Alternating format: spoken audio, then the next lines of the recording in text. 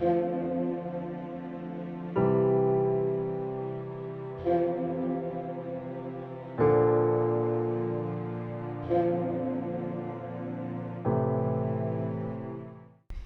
لیے آج کی تلاوت ملوک کی دوسری کتاب 5واں باب پہلی سے 15ویں آیات۔ اور نعمان ارہم کے بادشاہ کے لشکر کا سپہ سالار اپنے آقا کے نزدیک بڑا آدمی اور اس کے سامنے عزت دار تھا، کیونکہ اس کے وسیلے سے خداوند نے ارہم کو رہائی دی تھی، اور وہ بڑا بہادر دلیر آدمی تھا، مگر اسے کوڑ تھا۔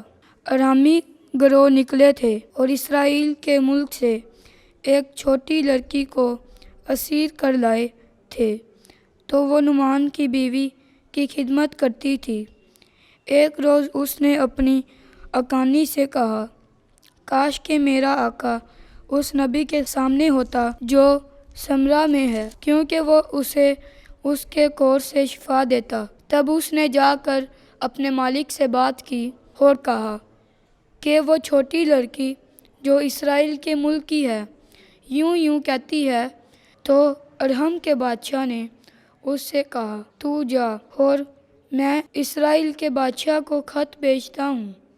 چنانچہ وہ روانہ ہوا اور اس نے اپنے ساتھ 20 قنطار چاندی اور 6000 مسکال سونا اور کپڑوں کے 10 جوڑے لیے، اور وہ شاہ اسرائیل کے پاس خط لایا، جس میں لکھا تھا کہ جب میرا یہ خط تجھے پہنچے تو تجھے معلوم ہو کہ میں نے اپنے خادم نعمان کو تیرے پاس بھیجا ہے، تاکہ تو اسے اس کے کوڑ سے شفا دے۔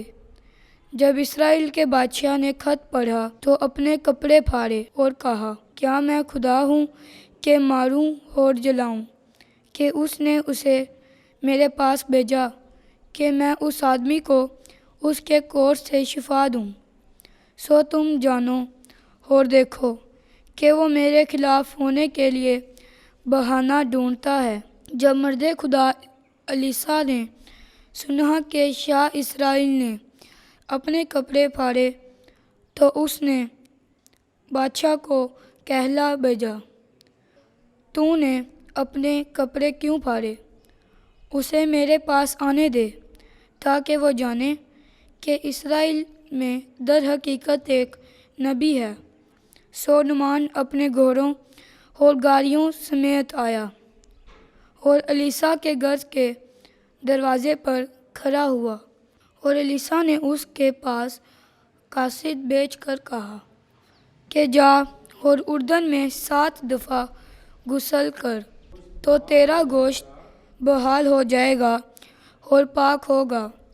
اور نعمان ناراض ہو کر چلا گیا اور کہا، میں خیال کرتا ہوں کہ وہ نکل کر باہر آئے گا اور کھڑا ہوگا اور خداوند اپنے خدا کا نام لے گا اور اپنا ہاتھ اس جگہ پر پھیرے گا اور کوڑ کو اچھا کرے گا۔ کیا دمشق کے دریا ابانا اور فرفر اسرائیل کی تمام ندیوں سے اچھے نہیں؟ کیا میں ان میں غسل نہ کروں اور پاک صاف نہ ہو جاؤں؟ اور وہ واپس ہو کر روانہ ہوا اور وہ غصے میں تھا۔ تب اس کے خادم اس کے سامنے آئے اور اسے خطاب کر کے کہا، اے باپ، اگر نبی تجھے کسی بڑے کام کا حکم دیتا تو کیا اسے نہ کرتا؟ تو کتنا زیادہ یہ جو اس نے تجھے کہا کہ غسل کر اور پاک صاف ہو جا۔ تب وہ چلا گیا اور اردن میں 7 دفعہ غوطہ مارا، جس طرح کہ مرد خدا نے کہا تھا، تو اس کا گوشت چھوٹے لڑکے کے گوشت کی طرح بحال ہو گیا اور وہ پاک صاف ہو گیا۔ اور وہ مرد خدا کے پاس میں اپنے سب ہمراہیوں کے واپس آیا اور آ کر اس کے سامنے کھڑا ہوا اور کہا، دیکھ، میں نے جان لیا کہ ساری دنیا میں کوئی خدا نہیں مگر اسرائیل میں، اور اب اپنے خادم کا تحفہ قبول کر۔ پاک کلام کا پڑھا اور سنا جانا ہم سب کے لیے باعث برکت ہو اور خدا کا شکر ہو۔